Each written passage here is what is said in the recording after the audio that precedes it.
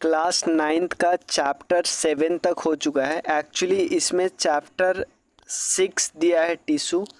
Chapter 7 जो नए वाले बुक है उससे हटा दिया है। जो पहले चैप्टर 7 था जिसमें एनिमल किंगडम और प्लांट किंगडम के बारे में हम डिस्कस करते थे, तो पुराने बुक के हिसाब से जो 1-2 साल पहले बुक था उसके हिसाब से हम लोग 8 चैप्टर कर रहे हैं, 8वां चैप्टर कर रहे हैं।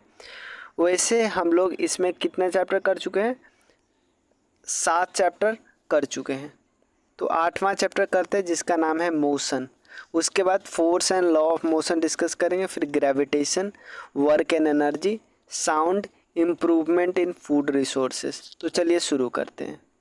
सबसे पहले एक बेसिक बात समझो कि मोशन किसी ऑब्जेक्ट में, हम मोशन का मतलब उसमें गति आ गया, कोई ऑब्जेक्ट में उसमें गति आए, इसका मतलब वो पोजीशन अपना बदलेगा।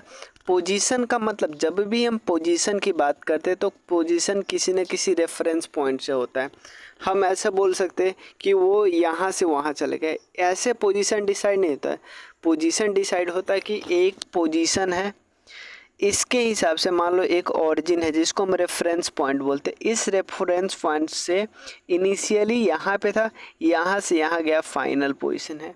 सीधे इनिशियल फाइनल नहीं बोल सकते, इनिशियल फाइनल का एक रेफरेंस पॉइंट होता है, इतना ध्यान रखना है।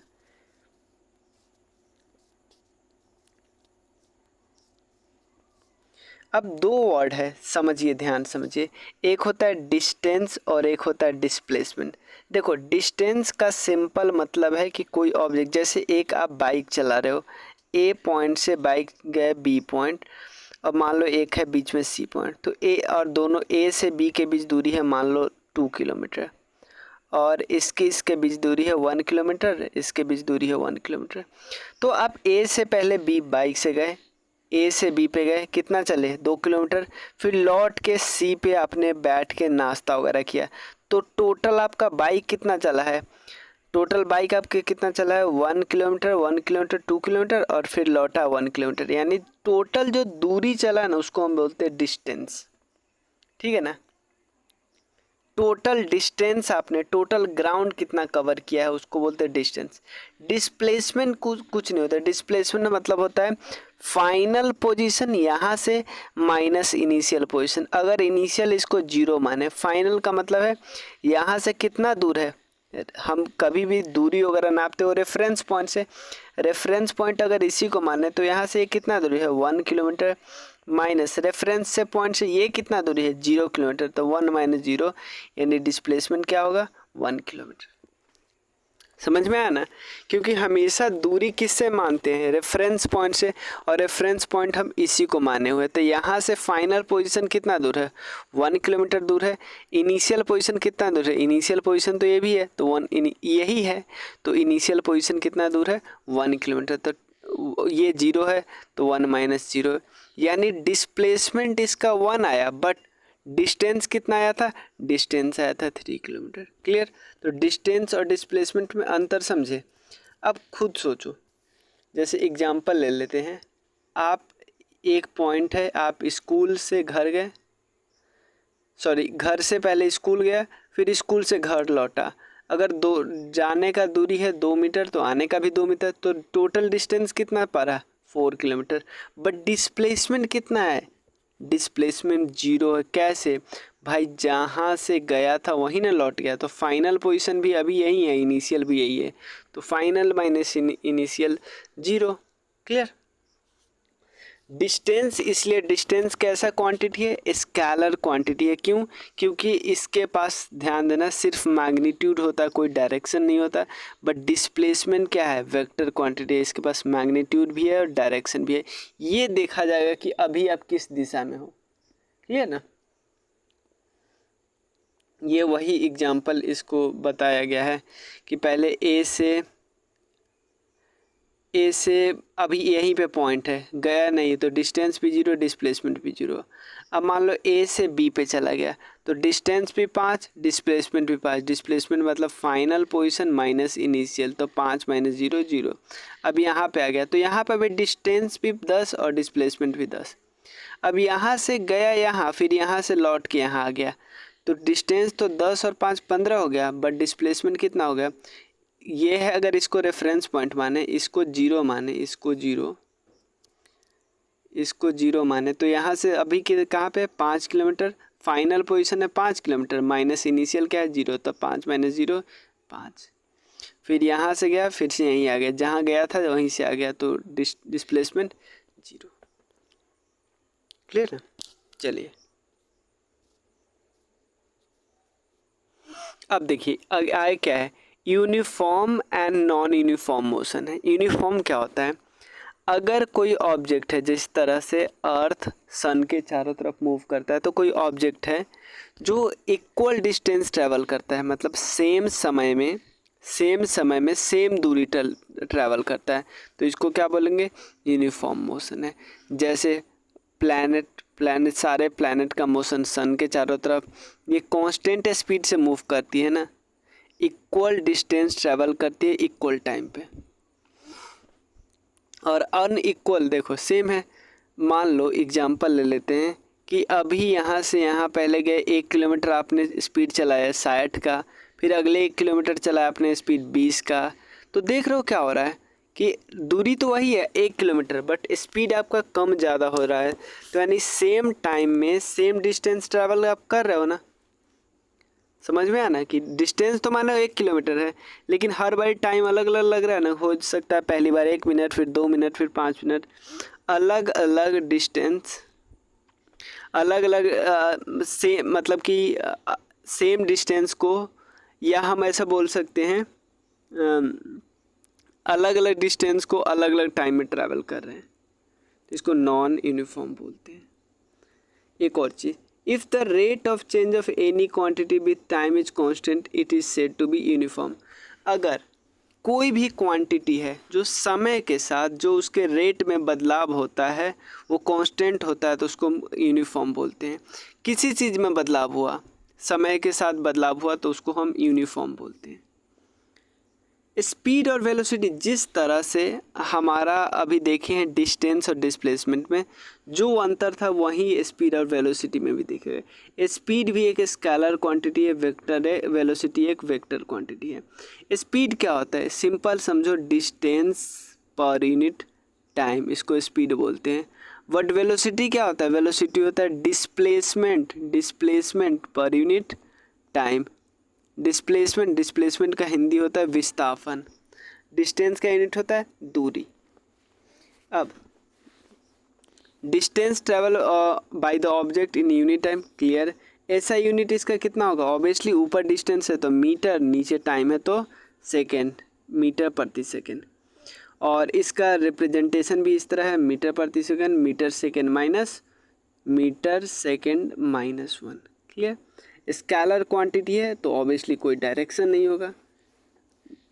बट वेलोसिटी कैसा है, एक वेक्टर क्वांटिटी है, इसके पास दोनों चीज़ होगा। अब ये सिंपल समझो, स्पीड निकालना तो हम सीख लिए।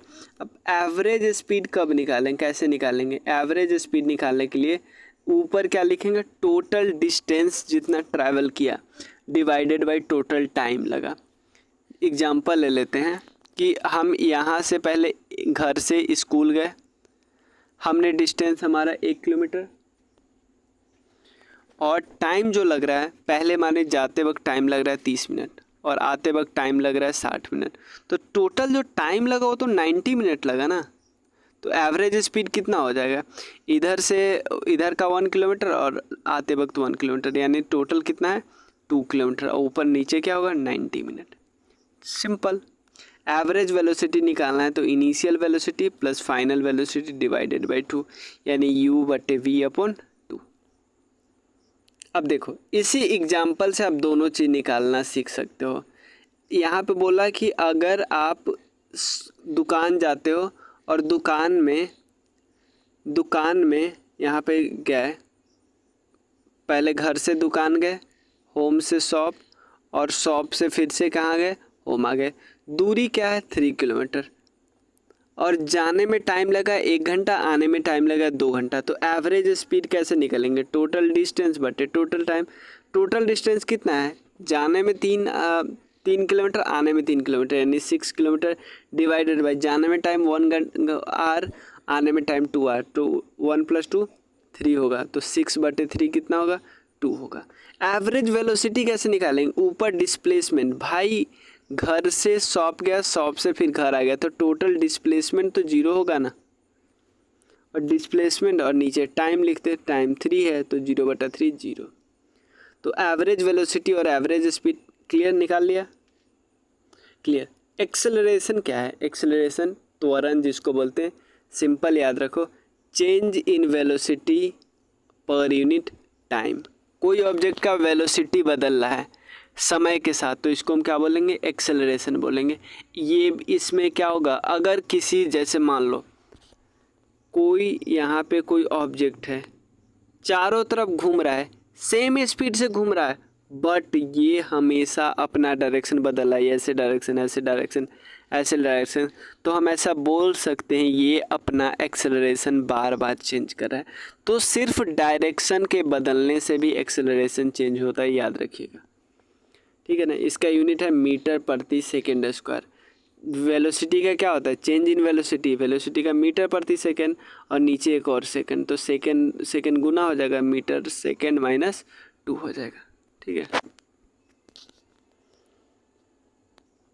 देखो ये एक वेक्टर क्वांटिटी है।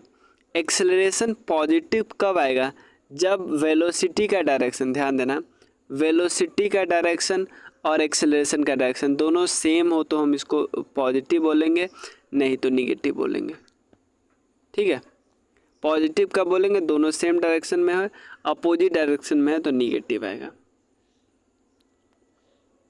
अब 2 वर्ड समझिए, एक होता है बैकवर्ड डायरेक्शन और एक होता है फॉरवर्ड डायरेक्शन। दोनों में अंतर समझ लेते हैं। अगर कोई कार है, कार जा रही है, उस कार में ब्रेक लगाओ, क्या लगाया आप, ब्रेक लगाए, ब्रेक लगाने के कारण उसकी जो वेलोसिटी है, उस वेलोसिटी में क्या आ गया, गिरावट आ गया। तो वेलोसिटी में गिरावट क्यों आया, क्योंकि इस ब्रेक के कारण एक्सेलरेशन लगा है, लेकिन एक्सेलरेशन किस दिशा में लगा है, अपोजिट दिशा में लगा है, इसलिए इस एक्सेलरेशन को रिटार्डेशन भी बोलते हैं या डी एक्सेलरेशन भी बोलते हैं, रिटार्डेशन भी बोलते हैं और डी एक्सेलरेशन भी बोलते हैं। तो एक्सेलरेशन यहाँ पे क्या होगा, निगेटिव होगा। निगेटिव क्यों, क्योंकि ये कार के गति को कम करेगा, कार के गति का जो दिशा है उस दिशा में नहीं ये लग रहा है, उसके अपोजिट दिशा में लग रहा है, जिसके कारण कार के गति को ये कम करेगा। इसको डी एक्सेलरेशन बोलते हैं, डी एक्सेलरेशन या रिटार्डेशन बोलते हैं। अगर सेम दिशा में रहता तो इसको हम क्या बोलते हैं, सेम दिशा में रहता तो ऑब्वियसली फॉरवर्ड डायरेक्शन में जाता है। ये इसका फॉर्मूला है, चेंज इन वेलोसिटी, ये है फाइनल वेलोसिटी, ये इनिशियल बटे टाइम, ठीक है। तो एक फार्मूला तो हमें यहाँ से भी एक v = u + at वाला जो फार्मूला है ना, वो यहीं से तो आया था, क्रॉस मल्टीप्लिकेशन कर दो तो at = v - u, तो v बराबर क्या होगा, u + at। अब देखिए ये डिस्टेंस और टाइम का ग्राफ है, तो इसमें आप क्या देख रहे हो कि जितना टाइम बढ़ रहा है उतना दूरी बढ़ रहा है, तो इसी को ना यूनिफॉर्म स्पीड बोलेंगे। नॉन यूनिफॉर्म इसको बोलेंगे कि शुरू में क्या हो रहा था, समय ज़्यादा बढ़ रहा था, समय के साथ डिस्टेंस थोड़ा थोड़ा बढ़ रहा था, बट एक समय होगा कि अब टाइम बढ़ रहा है लेकिन डिस्टेंस क्या है, कांस्टेंट है, तो इसको नॉन यूनिफॉर्म मोशन बोलेंगे। चाहे ऐसे रहे या मे बी ऐसे करके रहे तो भी नॉन यूनिफॉर्म ही होगा। ये देखिए ग्राफ है, यही डिस्टेंस टाइम ग्राफ है। इससे आपको स्पीड निकालना है तो कैसे निकालोगे, मान लेते ये इनिशियल पोजीशन यहाँ पे था, टाइम t1 पे यहाँ पे था, इसका डिस्टेंस s1 था। अब टाइम t2 हुआ, मतलब यहाँ से यहाँ जाने में जो समय लगा उस समय के कारण दूरी कितना तय किया, इतना दूरी तय किया। तो दूरी कितना है, s2 - s1, टाइम कितना लगा, t2 - t1, तो दूरी बटा समय क्या होता है, दूरी बटा समय यही तो गति होता है, तो s2 - s1 बटे t2 - t1। क्लियर। देखो ये अगला है कि वेलोसिटी और टाइम ग्राफ, ये टाइम है, वेलोसिटी है, टाइम बढ़ रहा है उसके हिसाब से वेलोसिटी बढ़ता जा रहा है। बट इसमें क्या हो रहा है, शुरू में क्या हो रहा था, वेलोसिटी बढ़ रहा था, बाद में वेलोसिटी ऑलमोस्ट कांस्टेंट हो गया है, तो इसको हम नॉन यूनिफॉर्म एक्सेलरेशन बोलेंगे, इसको यूनिफॉर्म एक्सेलरेशन। यूनिफॉर्म एक्सेलरेशन है क्या, ये तो पहले आपको पता है, change in velocity per unit time. लेकिन क्या हो रहा है, चेंज भी हमेशा कांस्टेंट है, जो 5 के रफ्तार से जो बदल रहा था वही हमेशा बदल रहा है। तो आप देख रहे हो समय के साथ वेलोसिटी ज़्यादा बढ़ेगा ना, क्योंकि ज़्यादा आप एक्सेलरेट कर रहे हो और रेट भी सेम है, तो इसको हम क्या बोलेंगे, यूनिफॉर्म एक्सेलरेशन।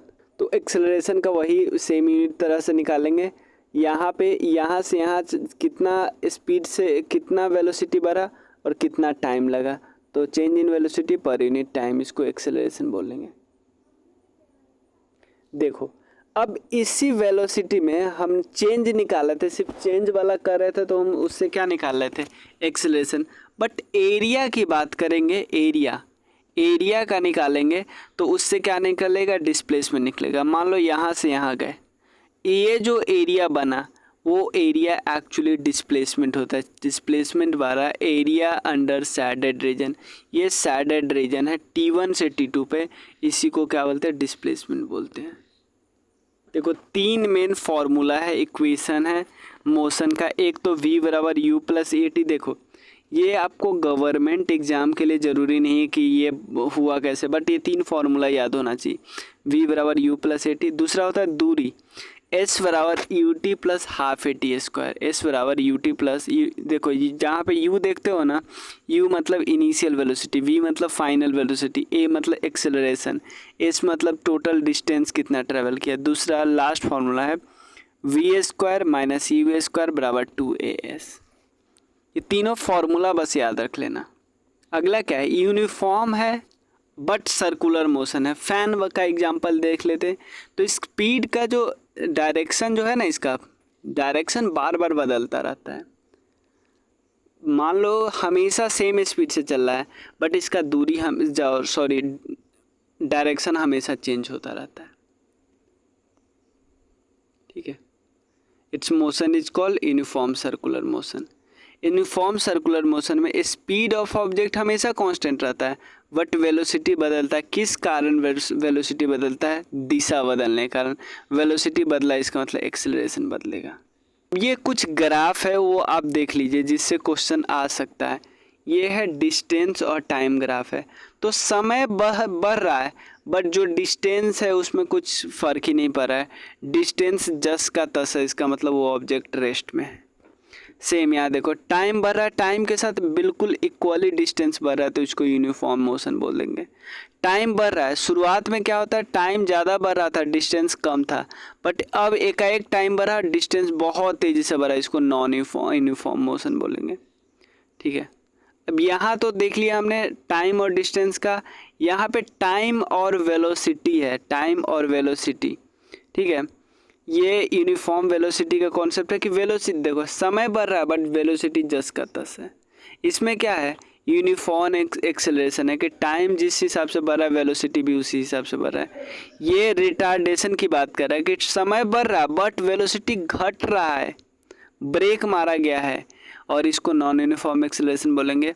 क्यों, क्योंकि हो सकता है कभी एक्सेलरेट हो जाए ज़्यादा रेट से, कभी कम रेट से, कभी ज़्यादा कम, ये ऐसा होता रहे, तो इसको नॉन यूनिफॉर्म एक्सेलरेशन बोलते हैं। इस चैप्टर में एज सच बहुत ज़्यादा नहीं था। अगले चैप्टर में हम लोग लॉज ऑफ मोशन डिस्कस करेंगे, उसके बाद gravitation, sound, work energy, power, बहुत कुछ डिस्कस करना है। तो आप ऐसे ही शेयर करते रहिएगा। अगर आपको पसंद आया पूरा सीरीज़ देखिएगा, एक एक चैप्टर हमने कवर किया, उसके बाद सॉल्यूशन भी डिस्कस करेंगे। आप लोग इसको जितना ज़्यादा से ज़्यादा अगर पसंद आएगा तो शेयर कीजिएगा। Thank you so much.